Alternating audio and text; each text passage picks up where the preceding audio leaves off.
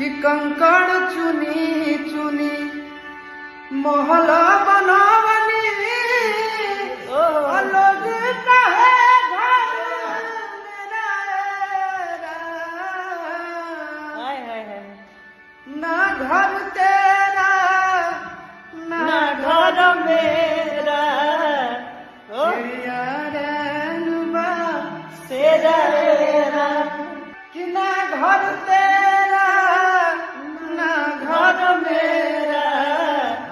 चिड़िया रेनुबा सेरा